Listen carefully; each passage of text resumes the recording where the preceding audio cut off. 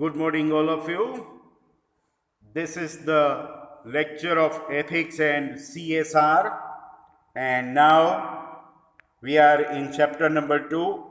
Yesterday, we were having the basic discussion of corporate governance, and now it's session 2.2. In this session, we are going to deal with the point of our index, features of good corporate governance. એક સારું ideal corporate governance હોય તો એમાં કયા કયા characteristics હોય. Now,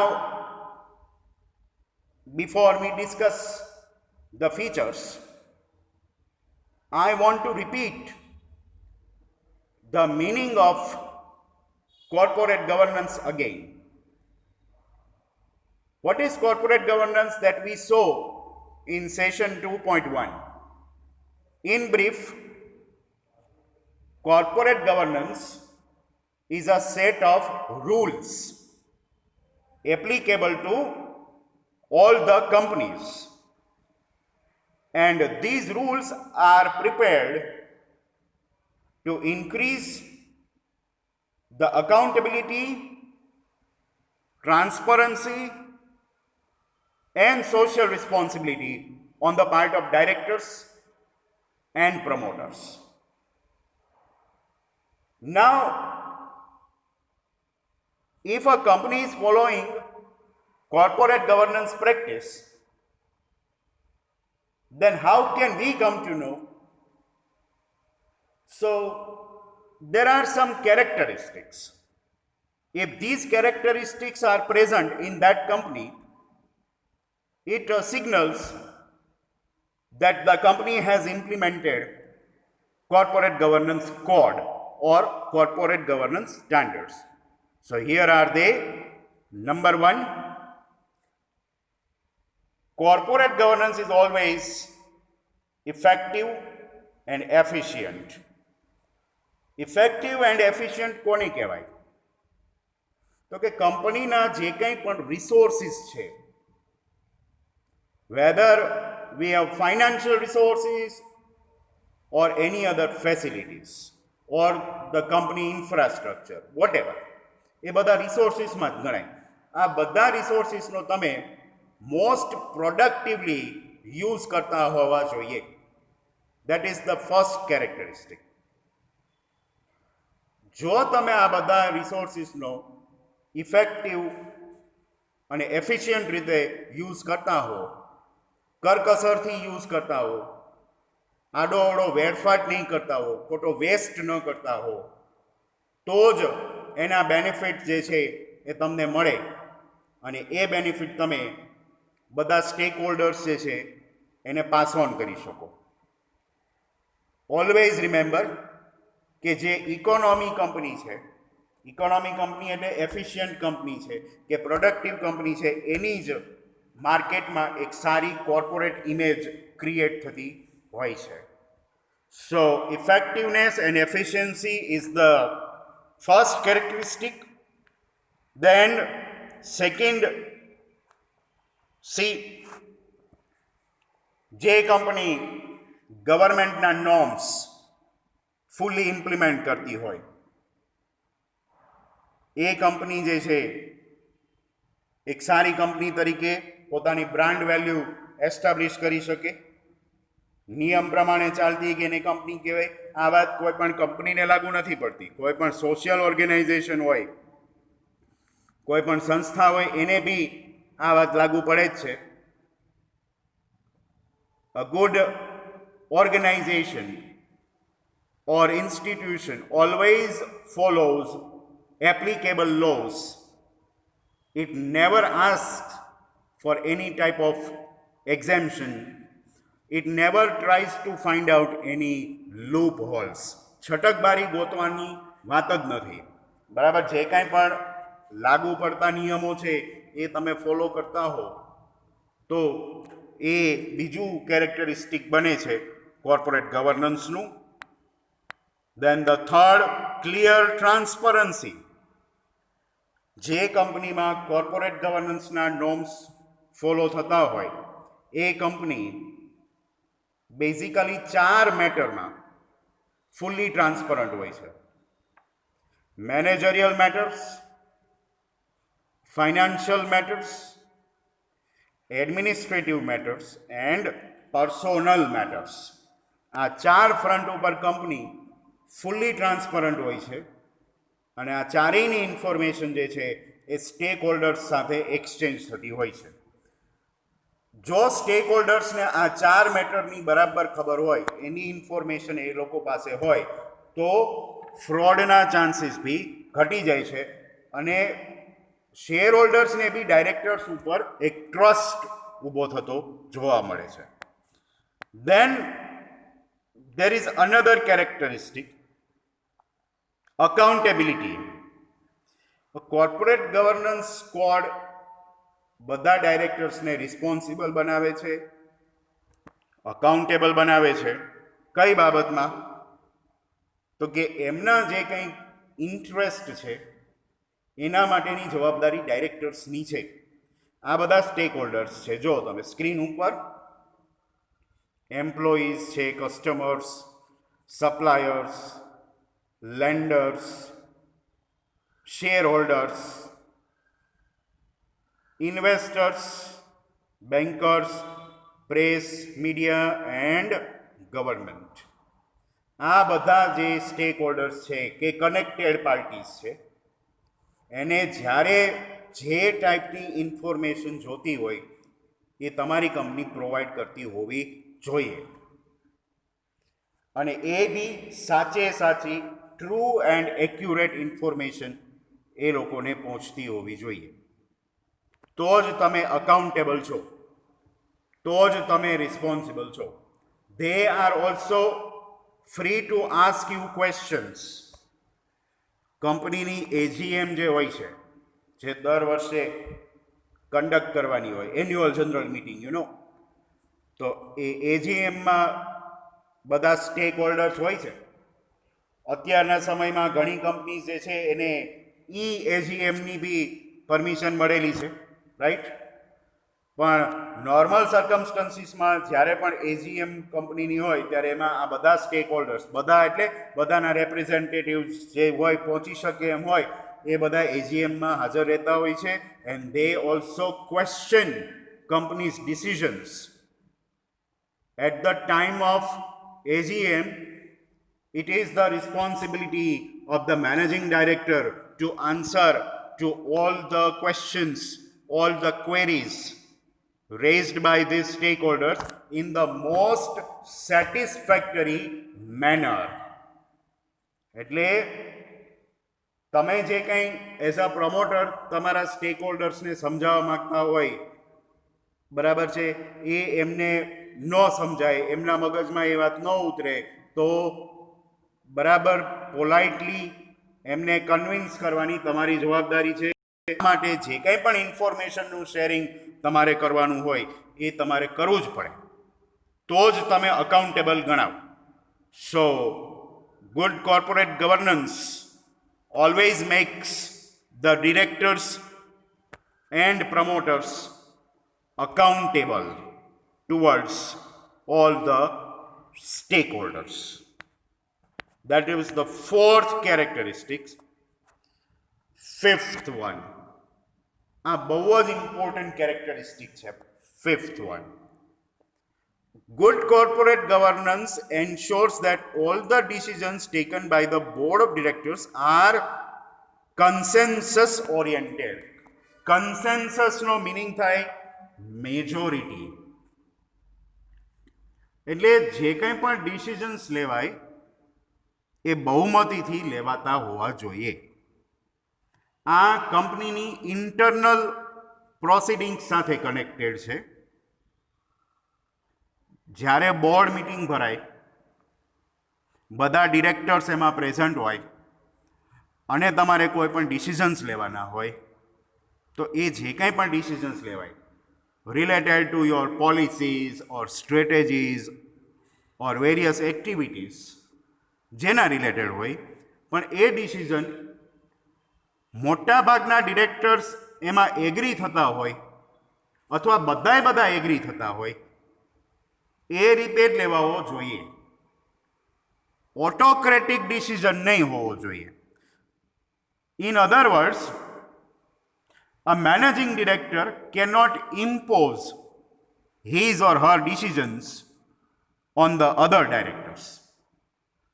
બીજા જે કોઈ ડિરેક્ટર્સ છે જે મીટિંગમાં હાજર છે એમને બી પૂછવું જોઈએ, એમના વ્યૂઝ લેવા જોઈએ, એમના સજેશન્સ લેવા જોઈએ અને પછી બધા મ્યુચ્યુઅલ ડિસ્કશન કરે. And at the end of such mutual discussion જે ડિસિઝન ઉપર મોટાભાગના એગ્રી થતા હોય એ ડિસિઝનને ફાઇનલાઇઝ કરવાનો રહે.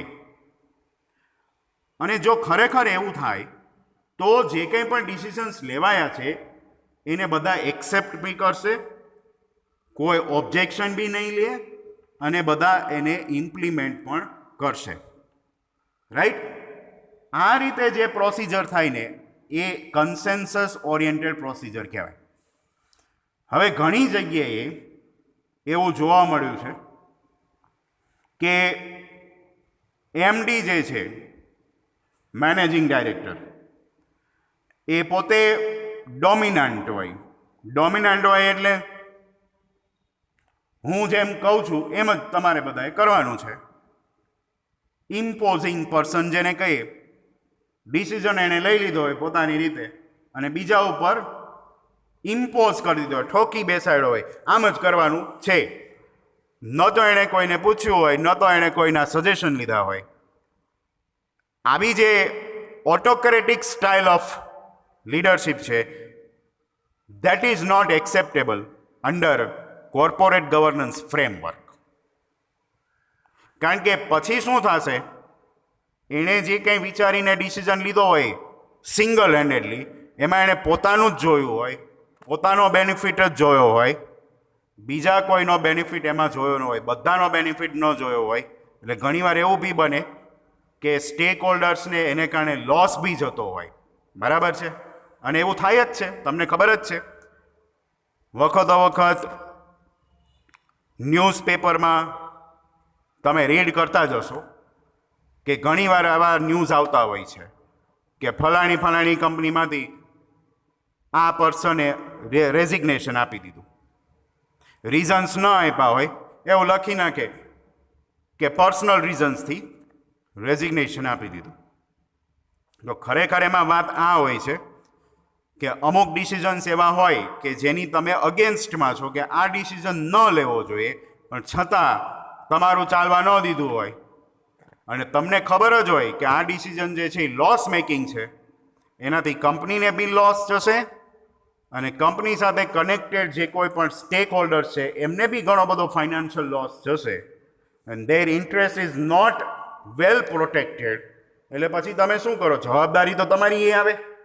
એટલે તમે પછી એ રીતે એમાંથી નીકળી જાઓ કે ભાઈ મારે આ કંપનીમાં હવે કામ કરવું નથી, આઈ ક્વિટ. તો આવી સિચ્યુએશન ન આવે એટલા માટે થઈને જ એવું કોર્પોરેટ ગવર્નન્સ નોર્મ્સમાં આપેલું છે કે all the decisions taken by the board must be consensus oriented. Then connected to that, corporate governance is always fair and equal in decision making.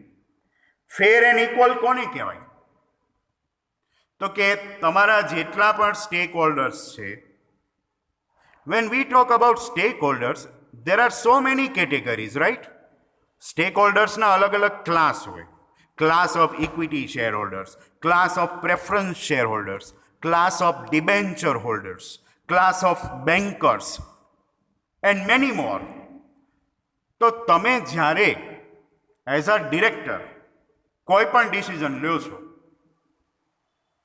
ત્યારે તમારે બધા ક્લાસનો વિચાર કરવાનો રહે. Fair and equal. All the classes of investors are equal for the board of directors. They must be equal. So you cannot take any such decision which benefits any particular class at the cost of other class. I repeat, તમે કોઈ એવો decision ન લઈ શકો કે એનાથી કોઈ એક પર્ટિક્યુલર ઇન્વેસ્ટર ક્લાસને જ બેનિફિટ થાય છે અને બીજા બધાને લોસ જાય છે. આવું તમે કરી જ શકો નહીં. The decisions taken by the top management can never be biased.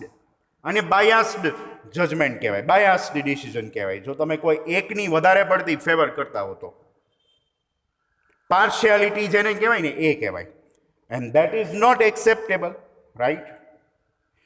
જો તમે બાયાસથી ફ્રી હો, if you are free from bias and if you are providing equal treatment to all the stakeholders, your stakeholders would be loyal to you also.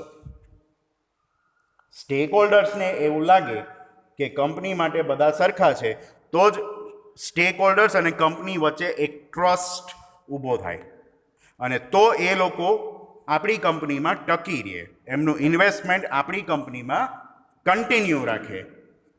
નહીતર શું થશે? જો stack હોલ્ડર્સને એવું લાગશે કે ભાઈ કંપની જે છે એ અમુકને વધારે બેનિફિટ આપે છે અને આપણને તો કંઈ જોતી જ નથી, આપણા ઇન્ટરેસ્ટ તો કંઈ જોતી જ નથી, આપણે છીએ કે નથી કંપનીને કંઈ ફેર પડતો નથી, તો ઓબ્વિયસલી એ લોકો શું કરશે? They will take back there investment and they will invest in sum other company. લોકો પોતાનું ઇન્વેસ્ટમેન્ટ લઈ લેશે પાછું અને જતા રહેશે બીજી કંપનીમાં. And there will be shortage of capital in our company. અને પછી આનું પરિણામ શું આવે કે બીજા બધા ઇન્વેસ્ટર્સ છે એ બી જોવે કે લે પેલા તો જતા રહ્યા, હાલો આપણે જતા રહી. વાત તો સાચી જ છે.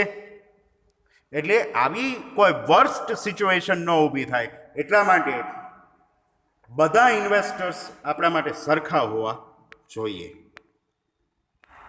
And this is one more, seventh characteristic. A good corporate governance is always responsive to the changing conditions of business environment. આ તો અત્યારનો કરંટ પોઈન્ટ છે, એકદમ કરંટ. એમ business environment is a dynamic one. It is always changing. હવે જેમ જેમ external environment એમાં ચેન્જ આવતા જાય, તમારે બિઝનેસ એન્વાયરમેન્ટમાં આ બધા ફેક્ટર્સ આવતા હશે, factors affecting business, internal factors ને એક્સટર્નલ ફેક્ટર્સ.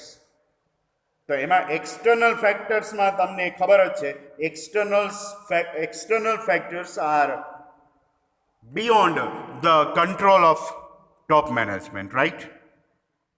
હવે જ્યારે એક્સટર્નલ ફેક્ટર્સ બદલાય ત્યારે એની કંપની ઉપર બી ઇમ્પેક્ટ આવતી હોય છે.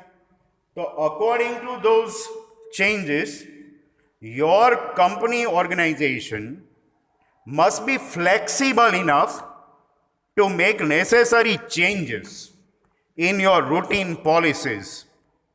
And so is the corporate governance framework. એટલે તમે જે કોર્પોરેટ ગવર્નન્સના સ્ટાન્ડર્ડ્સ ફોલો કરો છો એ રિજિડ નહીં હોવા જોઈએ. From time to time, depending on the situation, depending on the demand of changing business environment, you must be able to make necessary changes in your corporate governance policy. અત્યારની તમે situation લો. Lockdown 1 started on 25th of March. Then we had lockdown 2, then 3, and now unlock 1, and we have entered the phase of unlock 2. આ આખો phase એવો હતો totally abnormal for the business environment. આવું હમણાં near પાસ્ટમાં છેલ્લા 100 વર્ષમાં ક્યાંય આવી સિચ્યુએશન ઊભી નહોતી થઈ. તો તમે જોવો જ છો કે ઘણી બધી કંપનીઝમાં વર્ક ફ્રોમ હોમનો કન્સેપ્ટ આવી જ ગયો છે, રાઈટ? એ જ બધા ઓફિસર્સ, ખાલી લોકેશન કંપની નહીં પણ home. And let me tell you one thing, work from home concept will be a part of study in management stream in coming years. આવનારા વર્ષોમાં કદાચ એવું બી બની શકે કે આ વર્ક ફ્રોમ હોમ કન્સેપ્ટ બી સિલેબસમાં ઇન્ક્લુડ થાય અને એ શું કામ છે અને એના શું બેનિફિટ છે કે એના શું ડિસએડવાન્ટેજીસ છે એવા બધા ક્વેશ્ચન બી પૂછાય, એવું બી બની શકે. અત્યારે એવું નથી, પણ આ તો વાત થઈ છે. પણ મારો જે મિનિંગ છે કહેવાનો એ તમે સમજી ગયા. હવે એવા સમયે તમે એવો આગ્રહ રાખો કે ના ભલે લોકડાઉન હોય, તમારા લોકોએ તો કંપની આવવું જ પડશે, અહીંયા જ કામ કરવું પડશે, આવું તમે કરો તો એને રિજિડિટી કહેવાય, એ ચાલે નહીં. આપણે સ્ટુડન્ટ અટેન્ડન્સ કમ્પલસરી હોય છે, તમને ખબર જ છે. તમે રોજ સવારે કોલેજે આવીને પંચ કરો છો, પછી ઉપર આવો છો ક્લાસમાં, બરાબર. હવે અત્યારે તો તમે બી સ્ટડી ફ્રોમ હોમ જ કરો છો. અત્યારની સિચ્યુએશન એવી છે કે સ્ટુડન્ટ્સને કોલેજે બોલાવવાના નથી, અને જ્યાં સુધી હજી ગવર્મેન્ટની પરમિશન નહીં આવે ત્યાં સુધી તો અમે તમને બોલાવશું બી નહીં. તો તમે ઘરે બેઠા બેઠા સ્ટડી કરો છો. That is called flexibility. તમારું ભણવાનું બગડતું નથી. આપણે જૂન મિડમાં તમારી ટર્મ સ્ટાર્ટ થતી હોય છે ત્યારે આપણે તમારી ટર્મ સ્ટાર્ટ કરી દીધી, તમારું ઓનલાઈન ભણવાનું બી ચાલુ થઈ ગયું. Place is not important, work is going on, that is more important. That is what I am telling you. Flexibility આની કહેવાય. હવે એ પછી એમ્પ્લોઈઝની જવાબદારી કે ઘરે બેઠા બેઠાની કંપનીનું જ કામ કરવું જોઈએ, બરાબર. એ સ્ટુડન્ટની જવાબદારી છે કે આપણે કોલેજે જવાનું નથી, ઘરે બેઠા બેઠા વિડીયો સાંભળવાના છે અને નોટ્સ બનાવવાની છે, એવું આપણને કીધેલું છે. તો આપણે બી ઓનેસ્ટલી એ ફોલો કરવું જોઈએ. So that is the thing. Corporate governance policy must be flexible for modification from time to time to respond to dynamic changes. So these are the characteristics of good corporate governance.